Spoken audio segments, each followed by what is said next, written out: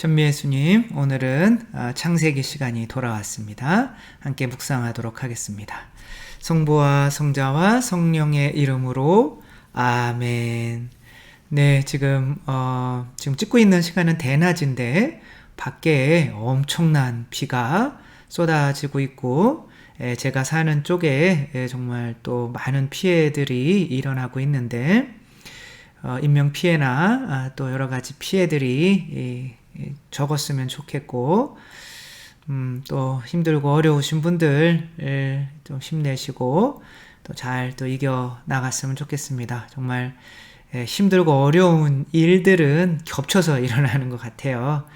다 같이 힘내시고 또 이렇게 홍수가 지고 있는데 또 노아의 홍수에 대해서 묵상을 하다 보니 더 어떻게 보면 묵상이 잘 되는 거는 아니지만 그래도 좀 체감 몸으로 이 묵상을 할 수 있는 것 같습니다.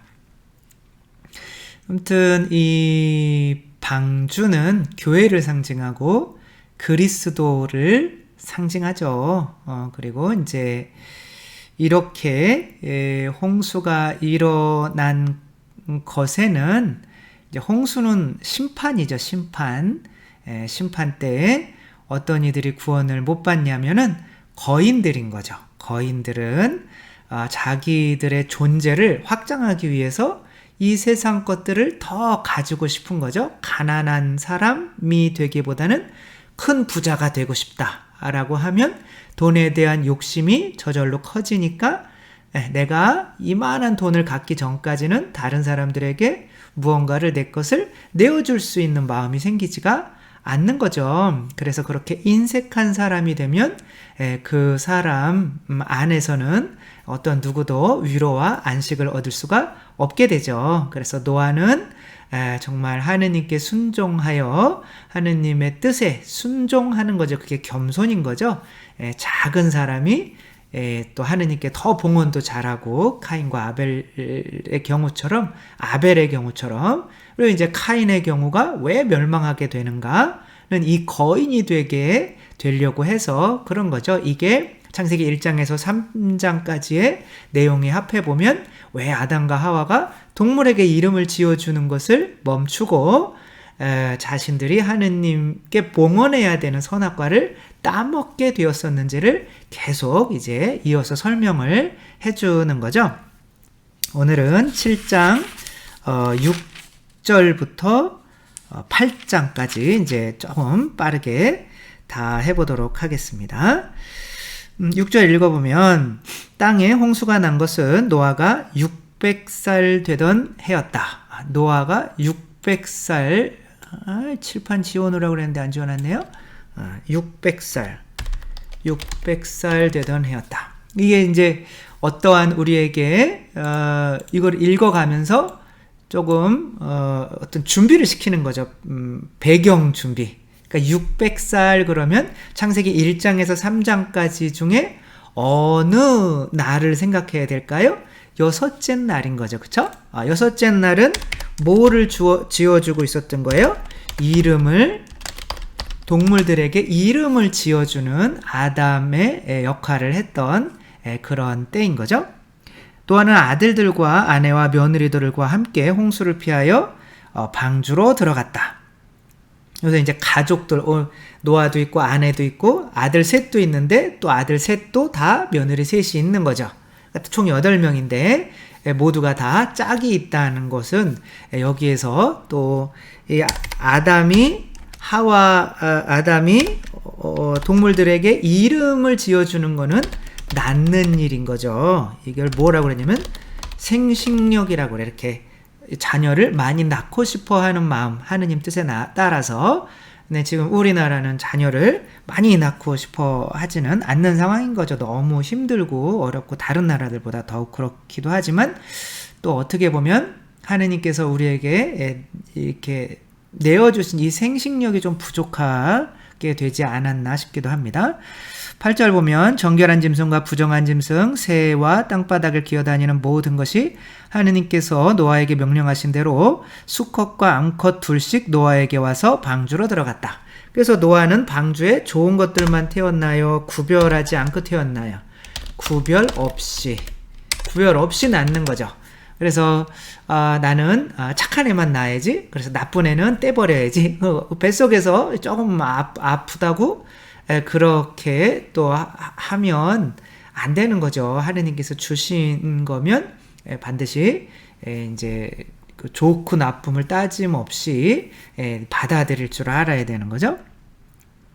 2일해가 지나자 땅에 홍수가 났다. 그러니까 2일해 7째 날은 뭐 하는 날이에요? 심판하는 날. 안식에 들든지 멸망하든지. 그래서 노아의 이름이 뭐라고 그랬어요?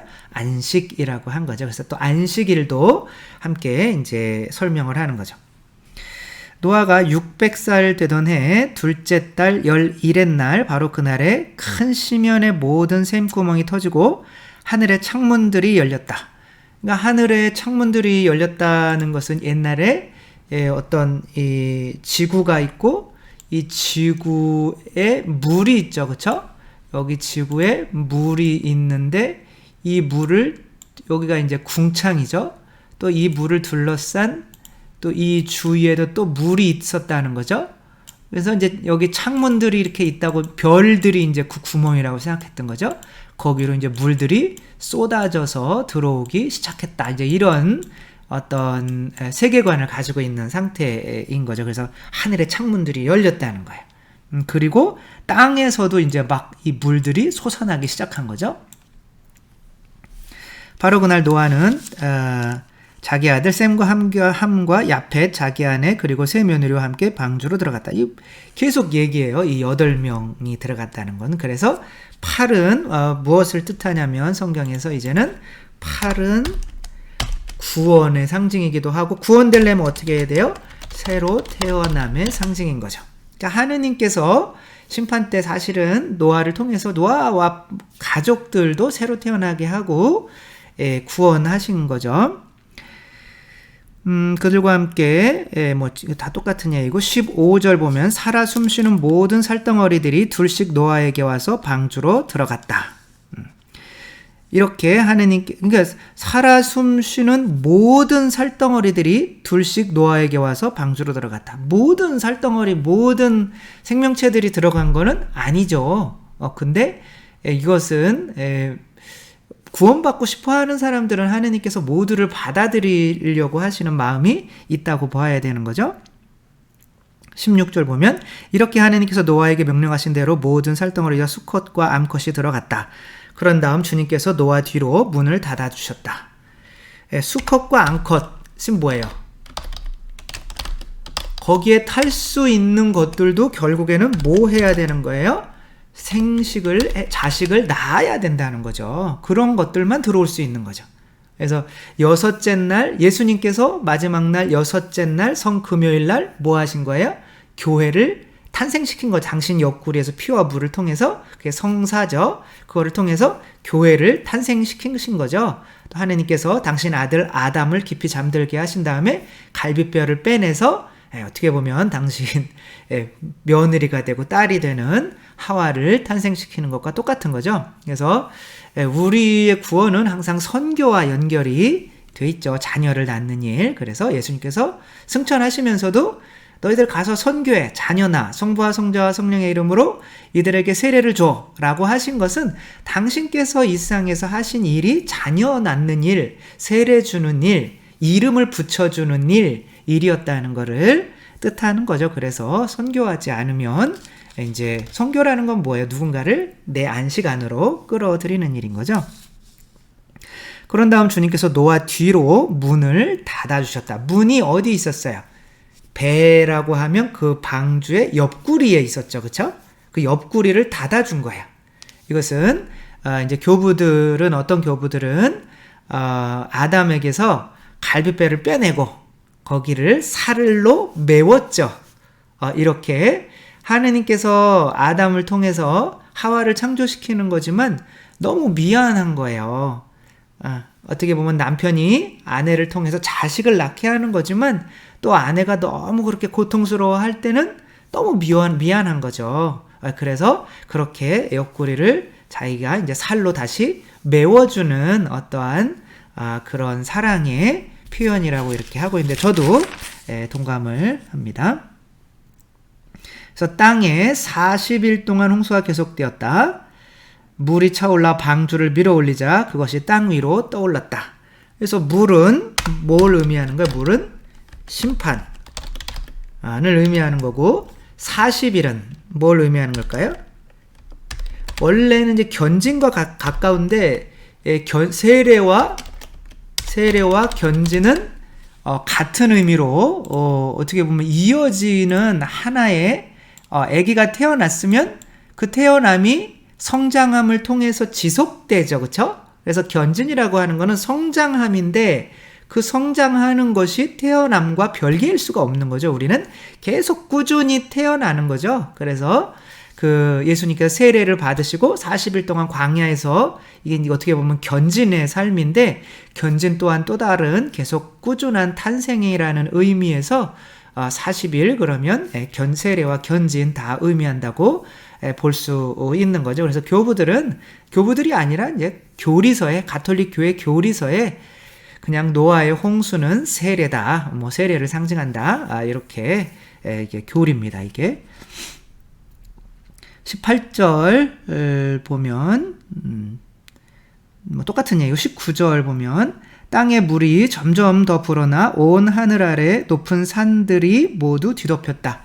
그러니까 산들은 성경에서 산은 무엇을 의미하냐면, 산은 하느님을 만나는 장소를 의미하는데, 그러려면 내가 내 자신이 산처럼 정결해지고 이렇게 해야 돼요. 그러나 내가 너무 산이 되어 버리면 이것은 또 다른 의미로는 뭐를 상징하냐면 교만을 상징하는 거죠. 또 다른 어떻게 보면 거인이 되려고 하는 마음, 내가 거인이 되려고 하는 마음이 있으면 이렇게 위로 올라갈수록 좁혀져서 하느님께서 계실 공간이 줄어드는 거죠. 그러나 내가 낮아지고 겸손해지고 그러면 하느님이 산처럼 높아지셔서 그 시나이 산에서 하느님께서 모세가 하느님을 만나기 위해서 산으로 올라간 것처럼 이렇게 되는 건데, 내 자신이 산처럼 이렇게 높아져 버리면 그것이 교만인 거죠. 그러면 하느님께서 그 사람 안에 머물 수 있는 장소가 없어지는 거죠. 그래서 이 물이라고 하는 거는 너희들이 아무리 그렇게 교만해도 마지막 심판 때는 다 이렇게 된다는 거죠. 물은 산들을 덮고도 15안마나 더 불어났다. 한 안마가 여기 팔꿈치에서 이렇게 팔끝까지 한 40cm 정도 된다고 그랬죠. 15은 뭘 의미하는지 저는 잘 모르겠어요. 그래서 8 더하기 7, 그러면 7은 창조된, 8은 8명, 이거 새롭게 창조된 사람들, 그것도 좀 그런 것 같고, 그래서 15 그러면 5 더하기 10 그러면 그것도 잘 모르겠고 그래서 잘 모르겠어요. 근데 이제 찾아보니까 15년 만약에 어떤 임금이 막 아팠어요. 아프고 났는데 하느님 좀 용서해 주세요 막 그랬더니 그래요? 너 15년 더 살아 그럼. 그렇게 하느님께서 또 이렇게 교만한 사람이 교만이 꺾였을 때 더 살게 하는 연수가 15년인 것도 있어요. 그러니까 이제 아무튼 교만을 넘어서서 아무리 교만하더라도 그 15년 그 생명은 하느님께 달려있다, 이런 뜻으로 그냥 일단은 보면 좋을 것 같습니다. 22절 보면 마른 땅 위에 살면서 코에 생명의 숨이 붙어있는 모든 것들은 모두 죽었다. 그러니까 생명이 코에 붙어 있어요. 생명은 어디로 가야 돼요? 심장으로 가고 머리로 가고 해야 되는데, 이게 코에 붙어 있다. 생명이 코에 붙어 있다. 코에 생명이 있다. 이 코는 우리의 감각이잖아요. 육체잖아요. 자기의 생명이 육체적인 삶에 좀 치중하는 이런 것을 의미하지 않나 싶어요. 그런 것들은 모두 죽는 거죠. 그래서 24절 보면 물은 땅 위에 150일 동안 계속 불어났다. 이것도 15안마에서 또 150일이에요. 이게 이제 뭐 사재계 문헌과 또 뭐 야외계 문헌 혹은 비사재계 문헌으로 나눠서 이렇게 좀 날짜가 다른데, 사재계 문헌은 그냥 굳이 150일, 150일 뭐 해가지고 뭐 이렇게 그럭저럭 해서 굳이 1년을 이렇게 딱 맞추려고 그래요. 왜냐하면 사제들은 그 1년의 주기를 이런 식으로 해놔야 그 주기별로 예배를 드릴 수 있는 절기가 생기거든요. 근데 뭐 야외계 문헌이나 이런 오래된 것들은 뭐 그런 거랑 상관없어요. 그러니까 내용이 중요한 거죠. 그래서 그냥 40일 장맞이고 그냥 끝났다 이런 식으로 이렇게 표현이 되는, 서로 좀 내용이 다른 면들이 나오는데, 이것은 그 여러 개 문헌들이 이렇게 섞여 있어서 그렇다는 것만 알아주시면 좋을 것 같습니다. 이제 8장은 홍수가 이제 그치는 이야기인 거예요. 그래서 이제는 150일 동안 내리고 150일 동안은 불어나고 150일 동안 이렇게 내려지고 그러는 거죠. 그러니까 1년이 365일인데 이제 150을 합치면 뭐 300일이잖아요. 거기에다 뭐 또 뭐 준비하고 뭐 타고 뭐 40일 동안 비 내리고 뭐 40일 동안 또 마르고 뭐 이런 거 합치면은 거의 뭐 1년 10일, 1년 뭐 이렇게 되기도 하고 그렇습니다. 뭐 계산하기 나름인데, 네. 그래서 이제 8장 1절 보면, 그때 하나님께서 노아와 그와 함께 방주에 있는 모든 들짐승과 집짐승을 기억하셨다, 이렇게 나 기억하셨다. 기억은 뭐와 관련되냐면 예배와 관련되는 거죠. 우리가 하느님의 자비를 기억하라, 하느님의 자비를 찬미하라 라고 하면 예배는 거죠. 너희는 모두 이것을 받아 마셔라. 이는 새롭고 영원히 기름을 맺는 내 피의 자이니 주와 너희가 모든 죄 사함을 위하여 흘리리 피다. 너희는 나를 기억하여 이 예식을 행하여라 이러잖아요. 그렇죠? 그래서 어떤 기억하는 것은 우리가 누군가 관계를 맺을 때 필수적인 거죠. 결혼했을 때 너는 나랑 결혼한 거야. 이걸 기억하게 하기 위해서 뭘 껴요? 반지를 끼죠. 그렇죠? 이 기억하는 게 나중에 뭐로 나타나는 거냐면 표징으로 나타나는 거예요. 항상 기억하게 해줘야지. 인간은 망각의 동물이기 때문에 까먹어요. 그래서 나는 이제 술집에 가요, 아저씨가. 그러면 내 아내가 있다는 걸 기억하고, 굳이 기억하고 싶지 않은 거죠. 그럼 이렇게 살짝 이렇게 뭔가 이렇게 빼겠죠. 그쵸? 그러면 이거 자체가 기억하지 않으려고 하는 것 자체가 관계가 이제 더 이상은 이제 친밀한 관계가 안 되는 거죠. 그래서 미사에 일주일에 한 번 정도 나와야 되는 게 이런 의미라고 볼 수 있는 거죠. 그래서 이게 나중에 뭐가 되냐면은 이제 미사가 되고, 그거를 이제 더 하느님을 기억하는 게 되는 거죠. 네, 이제 그래서 하느님께서 2절 보면 그리하여 1절 계속 이어지는 거예요. 하느님께서 땅 위에 바람을 일으키시어 물이 내려갔다. 바람. 내려가기 시작하는 거는 그 전까지는 바람이 없었어요. 왜 없었어요? 사람들이 거인이 되려고 하면서 자기 자신을 자꾸 키워나가려고 하니까 이들은 그냥 살덩어리일 따름이다. 내 영이 이들 안에 영원히 머물러서는 안 된다. 그러면서 영이 이제 떠나셨죠. 사람이 성전이었는데 하느님이 떠나신 거예요. 그 성전에서. 그러면 그거는 그냥 허물어져도 되는 그냥 집이 되어버리는 거죠. 그래서 그렇게 살덩어리가 되어버렸는데 하느님께서 먼저 우리를 기억하시고 이제 거기에 바람, 이게 무슨 단어냐면 루아흐, 영이죠. 성령, 거룩한 영. 성령이 아니라 성령인 거죠.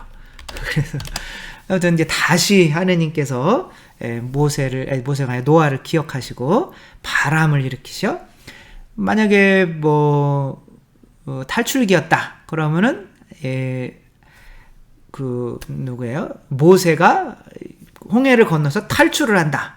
그러면 그 홍해 물이 갈라지게 여러분 같으면 거기에 뭘 써야 될까요? 뭐가 불어왔다고 그래야 될까요? 바람이 당연히 불어와서 그것들을 말려버렸다. 이렇게 써야겠죠. 그쵸? 혹은 10가지 재앙 중에서 메뚜기의 재앙이 있죠. 그 메뚜기 때는 분명히 바다와 같은 거죠. 우리를 죽이는 거죠. 근데 그것들을 우리에게서 몰아내어 가게 하시려면 하나님께서 뭐를 부르셔야 될까요? 당연히 바람을 부르셔야겠죠. 그쵸? 그리고 그 바람을 불어서 이 메뚜기 떼가 가서 죽은 곳이 어딜까요? 메뚜기 떼는 곧 뭐를 의미하는 거예요? 우리를 죄짓게 만드는 그런 성향을 의미하는 거죠. 그것들은 죽음의 바다에 가서 죽게 되는 거죠. 그 바다는 그래서 육과 영은 항상 반대인 거죠. 성령께서 우리 안에 오시면 우리의 육체적인 욕망이 죽고 우리의 육체적인 욕망을 살리고 싶으면 성령께서는 나가시고 둘 중에 하나인 거예요. 이원론자 그러는데 성경은 이원론이 아닐 수가 없어요. 이렇게 육체적인 것도 막 즐기고 하느님도 사랑하고 막 그럴 수가 없어요. 둘 중에 하나를 선택을 해야 되는 거죠. 그래서 물이 땅에서 계속 빠져나가 150일이 지나자 물이 줄어들었다. 그리하여 일곱째 달은 뭐예요? 이게 창조가 완성인 거죠. 일곱째, 7일. 이게 안식인 거죠. 11의 날에 17일인 거죠. 보통 10은 항상 성경에서 10계명, 계명을 지키는 7은 창조된 자들, 이런 식으로 보시면 돼요. 그래서 방주가 아라랏산에 들어갔다. 이 메소포타미아 쪽에 문헌도 있고, 그 다음에 이제 그쪽 바빌론, 페르시아 그쪽에 또 문헌들도 있고, 그런데 다 똑같아요, 내용이. 거기 홍수가 나서, 노아가 내려서, 이게 홍수가 나서 까마귀 내보내고, 비둘기 내보내고, 제비도 내보내고, 그런 얘기. 그래서 물어오고, 근데 내용이 똑같아요, 진짜. 내려가서 거기 산에 거기 아라랏산이 나와요. 그래서 아라랏산은, 지금 아시리아 쪽에 있는 아주 높은, 이제, 만년설이 있는 산인데, 거기 워낙 산이 신령하다고 해서, 우리나라 계룡산처럼 군데군데 이렇게 거기 돛 닦으시는 분들 옛날에 이렇게 무당들이 엄청 많았다고 해요. 그 영험한 산인 거죠. 보통 신들이 내리는 산이라고 생각을 한 거죠. 그래서 그 신들이 내리는 산에 이 노아의 방주가 이렇게 다다랐다. 그런 뜻인 거죠. 그리고 이제 마지막 날에 이제 그 산봉우리들이 드러났다. 다른 산봉우리들도 이제 이렇게 드러난 거죠. 그러니까 산봉우리들이 이제는 죽어서 산봉우리들 우리 자신이라고 생각을 하면 이제는 내 뜻이 아니라 노아의 방주가 하느님 뜻이잖아요. 하느님 뜻이 내 안에 내려앉을 수 있는 그러한 이제 곳이 있으면 그게 이제 내 구원이 그 위에 내려앉는 거죠. 그래서 40일이 지난 뒤에 노아는 이제 드러났다. 그러니까 앉았다. 그랬는데 또 40일이 지난 뒤에 이제 40일 지났어요. 이게 지금 문헌이 바뀌고 있다는 거 아시겠죠? 그쵸? 지금까지 사제계 문헌이었고 이제는 이제 또 다른 다시 넣은 거예요. 다시 이제 아직은 물에 떠 있어요. 지금까지 물에 이미 이제 산에 다다랐는데 이제 물에 또 떠 있어요. 이런 거 헷갈리시면 안 돼요. 그냥 거기에서 우리에게 말씀하시려고 하는 의미를 찾아내면 되는 거죠. 40일이 지난 뒤에 노아는 자기가 만든 방주의 창을 열고 까마귀를 내보냈다. 까마귀, 이게 문을 열고 까마귀를 내보냈어요. 근데 까마귀가 무슨 뜻일까요? 다른 그런 문헌들에도 다른 성경이 아니라 다른 그런 전설이나 이런 것들, 설화나 이런 것들에도 나오는데 까마귀가 나와요. 까마귀를 내보내는 거예요. 거기서는 비둘기 먼저 내보내고 그 다음에 까마귀 내보내고 좀 순서가 바뀐 것 같아요. 근데 여기서는 어떤 의도로 이렇게 뭔가 바꾸는 거예요. 까마귀를 내보냈다. 까마귀는 밖으로 나가 땅에 물이 마를 때까지 왔다 갔다 하였다. 까마귀는 어떠한 일을 하는 거냐면 까마귀는 왔다 갔다. 까마귀는 어떠한 일을 해요? 왔다 갔다. 어느 때까지? 물이 마를 때까지 계속 왔다 갔다 하는 거. 이 방주에서 계속 왔다 갔다 하면서 어디에 이 배가 앉을 수 있나 마른 땅을 찾는 거죠. 왔다 갔다 하는 거죠. 만약에 은총으로 치자면 이게 무슨 은총이냐면 도움의 은총이에요. 이거 가지고는 구원이 안 돼. 까마귀 가지고는. 그 뒤에 뭐가 나가야 돼요? 비둘기가 나가야죠. 비둘기는 뭘 상징해요? 성령, 특별히 이제 성령, 까마귀도 사실은 성령을 의미하기도 하는데 성령께서 아직은 이 배를 받아들일 수 있도록 준비시키는 성령인 거야. 그러니까 이거를 도움의 은총이라고 그래요. 이러지 않으려고 했는데 어렵게 가네요. 그래서 성모님께서 은총을 언제 받았어요? 구원의 은총을. 언제 구원되신 거예요? 성모님은 예수님을 잉태하실 때 구원된 거죠. 우리들은 언제 잉태돼요? 언제 구원받아요? 성체를 영할 때 구원되는 거죠. 내 살과 피를 먹고 마시지 않으면 너희는 영원한 생명 얻을 수 없다. 세례 때 구원되는 게 아니에요. 아기가 태어났다고 자기 혼자 살아갈 수 있는 힘이 없어요. 그렇죠? 성인이 돼서 자기가 혼자 밥 벌어 먹고 살 수 있어야 이제 된 거죠. 근데 거기까지 이제 성모님께서도 예수님을 이렇게 잉태하시는데, 근데 믿음은 또한 하느님의 은총이거든요. 근데 성모님이 이미 믿음이 가득했어요. 성령이 은총이 가득했어요. 그러니까 예수님이 잉태되는 은총, 이거를 생명의 은총이라고 그래요. 이 은총 다르고, 그 은총을 얻기 위해서 가져야 되는 믿음까지 이끌어주는 은총이 다른 거예요. 그렇게. 혹은 까마귀들은 어떻게 보면 예언자들이라고 생각하면 되는 거죠. 교회를 계속 사람들에게 전해주는 거죠. 우리가 세례 받으면 다 예언자직을 해야 되는 거죠. 그렇다고 그 사람만 만났다고 구원을 받는 게 아닌 거죠. 그것을 통해서 교회에 와서 성령, 비둘기를 받아야 구원을 받는 거죠. 그래서 그는 또 물이 땅에서 빠졌는지 보려고 비둘기를 보냈다. 근데 비둘기는 한 번 가면 끝이에요. 그리고 아예 거기에 그냥 머물러 버려요. 그러나 비둘기는 발붙일 곳을 찾지 못하고 방주로 노아에게 돌아왔다. 온 땅에 아직도 물이 있었던 것이다. 노아는 손을 내밀어 그것을 잡아 방주 안으로 들여놓았다. 이 비둘기가 왔다 갔다 하는 거는 많은 교부들은 다 예수님의 옆구리에서 이렇게 찔렸을 때 피와 물이 나오는 이제 그 성령을 의미한다고 이렇게 해석들을 해요. 그래서 우리들도 어떻게 보면 성사를 받는 거죠. 비둘기를 받아들인다는 거는, 성사를 받아들이는 사람들은 그 안에 이제 노아, 예수라 그리스도라고 하는 노아가 그 안에 이제 들어와 사시게 되는 거죠. 그 산에 들어와 사시게 되는 거죠. 그는 이레를, 7날을, 7일을, 항상 7일이죠. 창조죠. 그는 7일을 기다리다가 다시 비둘기를 방주에서 내보냈다. 창조가 됐나 보는 거죠. 저녁때가 되어 비둘기가 그에게 돌아왔는데 싱싱한 올리브 잎을 부리에 물고 있었다. 올리브 잎이라는 게 뭐예요? 뭔가 열매를 맺어서, 올리브라는 건 기름이죠. 성령의 열매를 맺을 수 있는 어떤 사람이 있는 곳, 그런 산에, 그게 이제 올리브, 우리가 얘기하는 어떻게 보면은 11조인 거죠. 혹은 선악과, 혹은 빵과 포도주를 누가 바칠 수 있나, 이걸 보는 거죠. 선악과를 바치지 못했기 때문에 사람들이 열매를, 아담과 하와가 누군가에게 이름을 지어줘야 됐는데 열매를 못 맺었어요.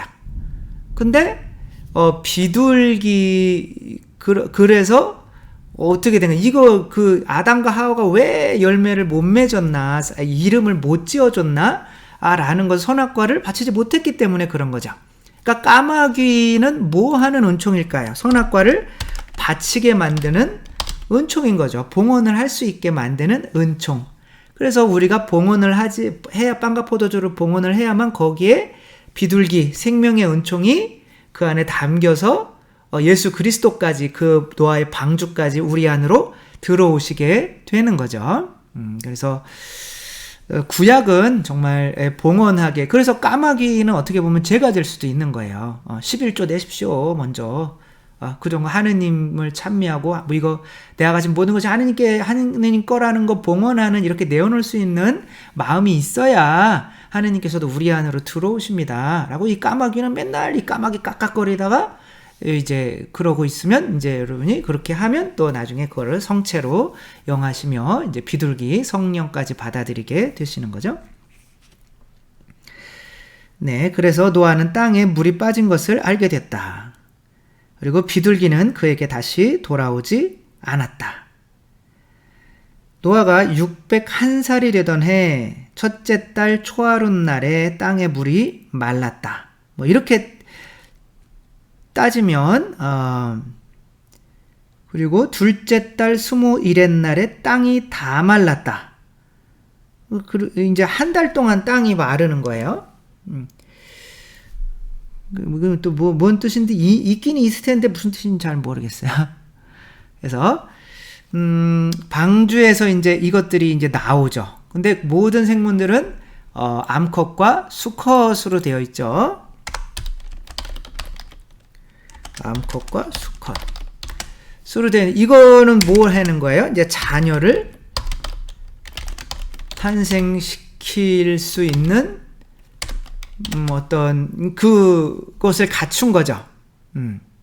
그래서 또 이것들도 또한 나와서 노아를 통해서 나와서 이것들도 어떤 것들을 또 탄생시킬 수 있게 되는 거죠. 그러니까 노아는 자기 안에 어떠한 동물들을 받아들인 거예요. 좋든 안 좋든 쌍으로 그리고 자녀를 탄생시킬 수 있는 마음을 가진 사람들을 어떻게 보면 자기 안에 받아들이는 거죠. 교회죠.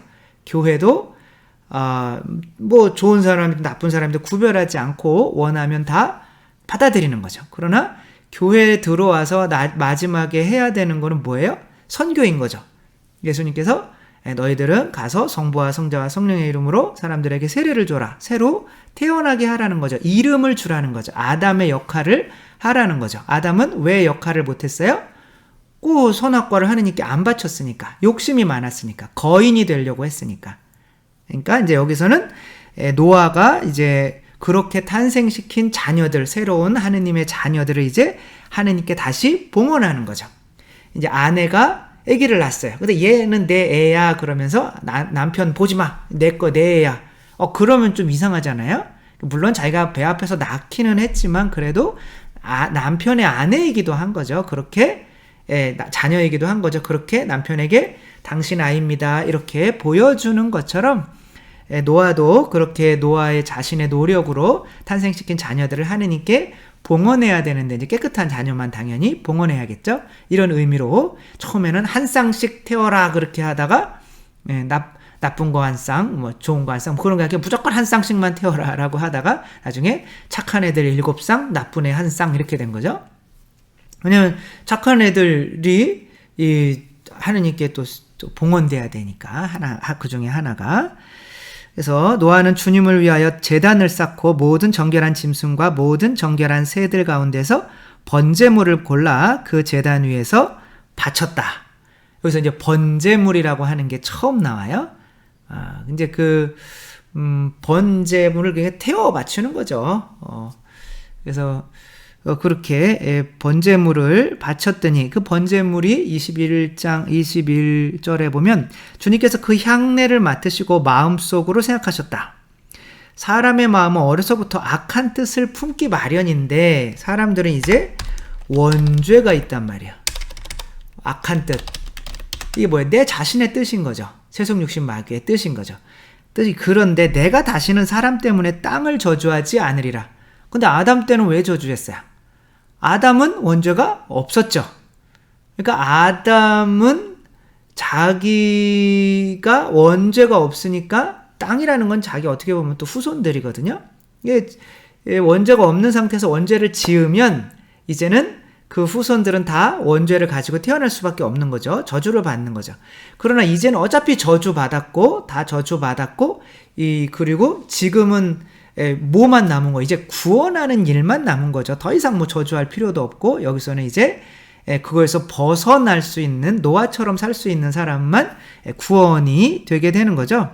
근데 그렇게 하느님께서 이렇게 어떤 이게 막 탈출기에 보면 막 흔들어 바친다 이런 얘기가 있어요. 도대체 양다리 들고 그렇게 흔들어 바치는 게 도대체 뭘까 하느님께 좀 생각을 하는데 약간은 이 번제를 드리는 거가 이렇게 막 그렇게 흔들어 바치는 게 향을 흔드는 거랑 좀 비슷하죠. 그렇죠? 여기서 하느님께 제물을 바쳤는데 하느님께서는 그 제물의 번제는 태우는 거잖아요. 그 이 향기 때문에 이제 이들에게 축복해 줘야지 이렇게 되는 거죠. 그래서 옛날에는 사람들이 잘 씻질 않아서 냄새가 많이 나죠. 근데 임금 앞으로 나올 때는 그래서 임금을 맞아 보려면 임금으로 나오는 그 중간에는 계속 향들을 흔들고 있어요. 이게 이제 옛날 전통인 거죠. 그래서 그게 성전 안에도 그런 전통이 들어온 거죠.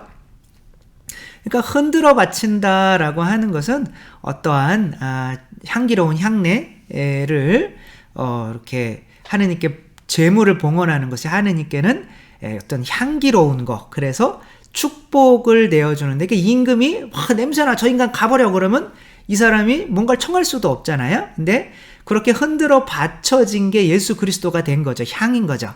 그래서 신부님이 미사 때나 대미사 때에 제단을 돌면서 향을 치잖아요. 그렇죠? 이게 흔들어 바치는 거거든요.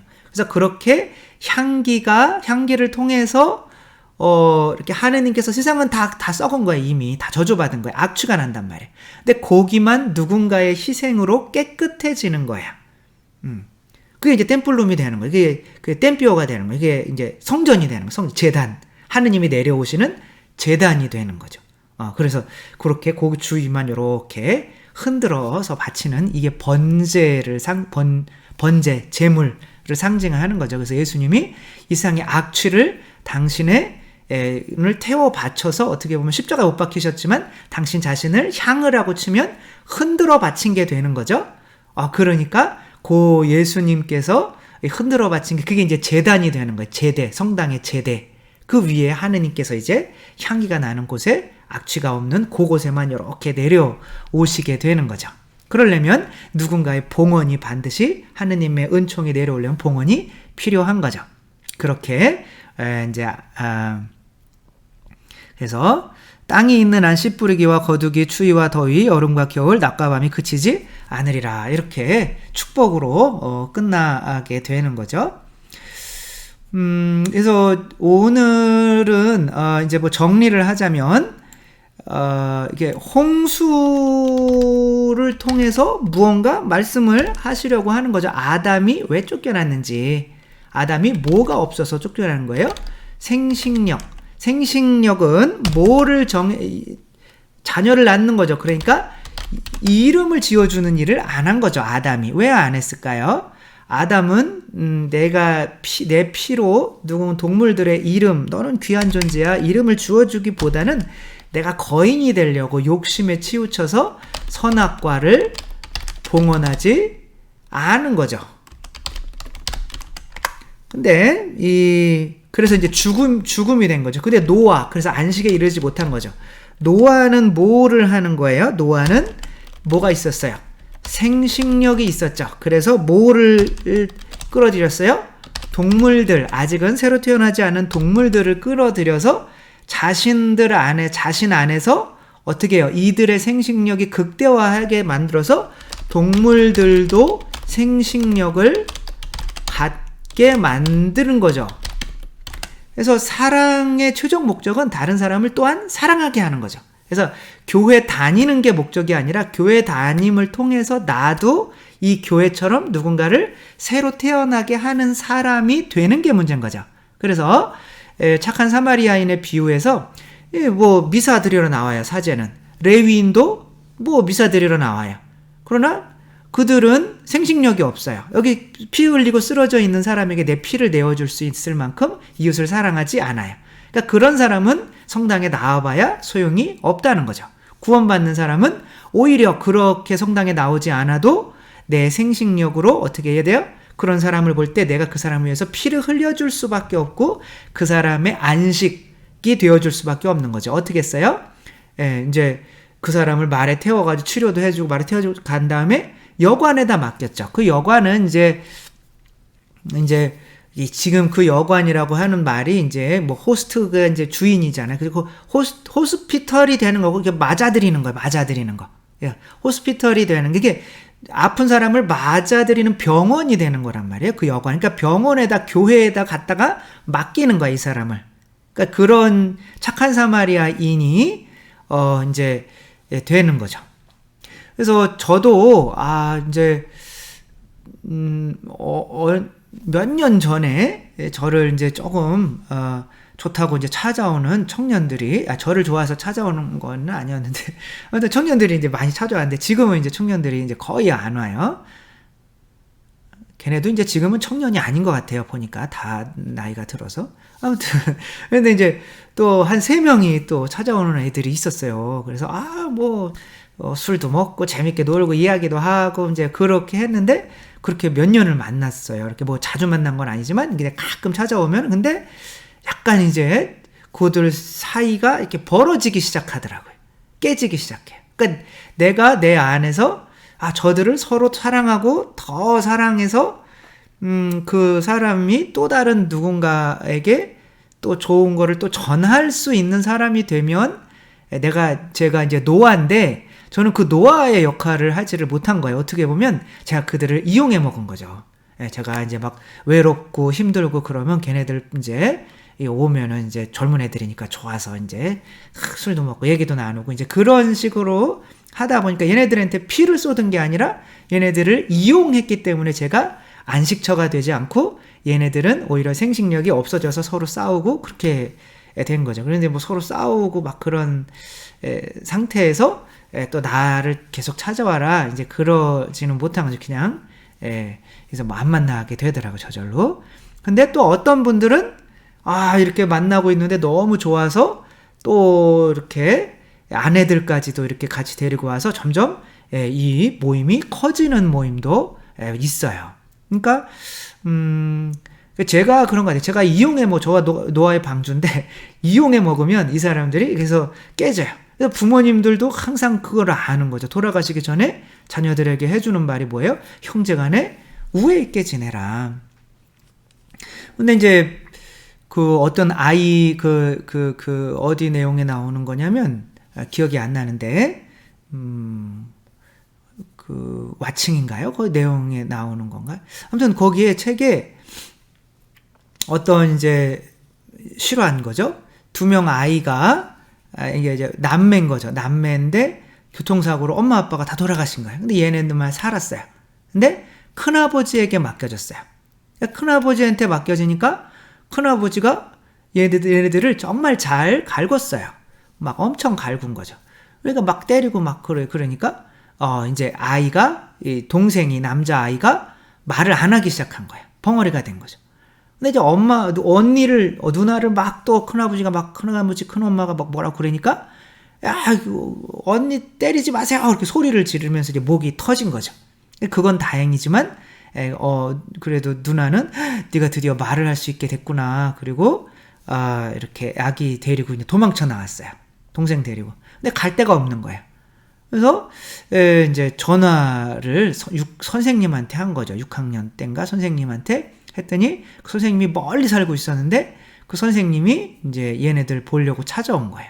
그러면서 이 사정을 듣고 안 되겠다. 니네 내 집에서 살아라. 그리고 이 아이들의 큰아버지네 가서 짐 다 가지고 이제 그 선생님네 집에서 사는 거죠. 근데 누나는 이 선생님한테 엄마라는 말을 할 수가 있었는데 동생은 안 하는 거예요. 계속 삐뚤어 나가는 거죠.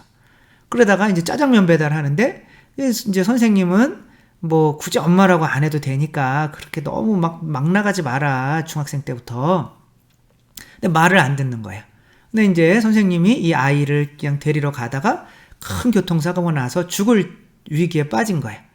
근데 이제 동생이 저희 이분만 제발 좀 살려주시면 제가 다시는 나쁜 짓 안 하겠습니다. 이렇게 기도를 하면서 갔는데 다행히 살아났어요. 그리고 몇 달 동안 병원에 있어야 되는 거죠. 근데 이 선생님이 미안하다. 아주 화장실 좀 가야 되는데 좀 부축해 주겠니? 미안하다. 근데 밤늦게 미안하다 얘야. 내가 화장실 가야 되는데 그러니까 얘가 그래. 엄마는 아들한테 왜 이렇게 미안하다고 하냐고. 그러니까 이 엄마는 이제 이 아이가 드디어 자기를 엄마라고 부른 거죠. 이게 자녀를 낳은 거죠. 생식력인 거죠.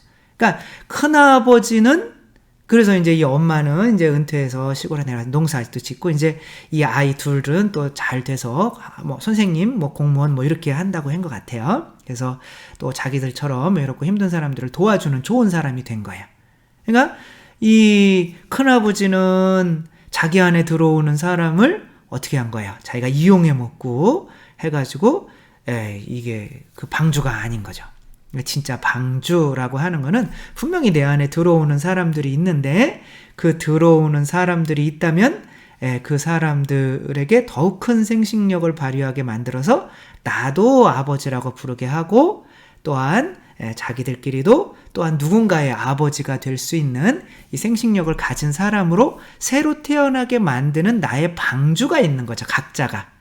그래서 그 각자의 그 방주 안에서 나의 방주 안으로 들어오면 정말 이름을 지어준다라고 하는 거가 이제 그런 거죠.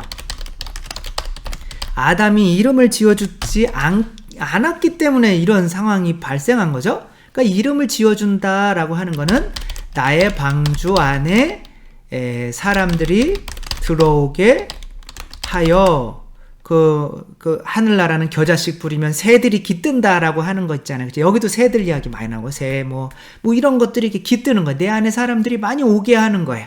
이렇게 하여 그냥 그게 끝나는 게 아니라 그들에게 안식을 주고 그들도 그러한 일을 할 수 있는 사람으로 새로 태어나게 하는 것. 쓴 중에 제일 많이 썼네요. 그러니까 이 방주가 된다. 이름을 지어준다. 그러니까 에덴 동산에서 아담이 이게 선악과를 안 바침으로써 그 교만함, 그 자기만 하는 그 자기의 욕구에서 벗어나지 못함으로써 에덴 동산에서 쫓겨났는데 그래서 동물에게 이름을 지어주라는 일을 하지 않았는데 그 이름을 지어주라는 이 일이 무엇인지를 노아의 방주의 이야기를 통해서 전해주는 건데 노아가 그 수컷 암컷을 자기가 이렇게 한 다음에 이제 다 살려내서 이것들에게 안식을 준 다음에 이것들을 다시 땅에 풀어놓으며 생식력을 발휘하게 해서 번성하게 해라. 하느님께서 다섯째 날 이렇게 번성해라 이렇게 하셨잖아요. 그쵸? 넷째 날인가요? 아무튼 다섯째 날이죠.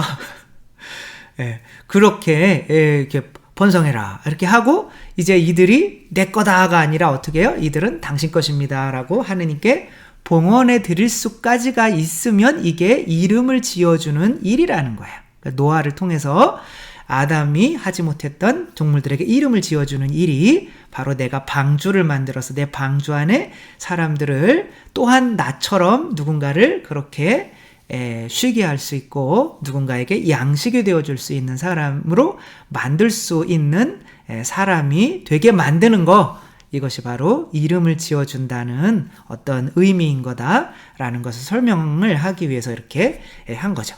계속 1장에서 3장까지를 이렇게 보아서 이렇게 해석해가면 되게 의미가 명확해질 수가 있는 거죠.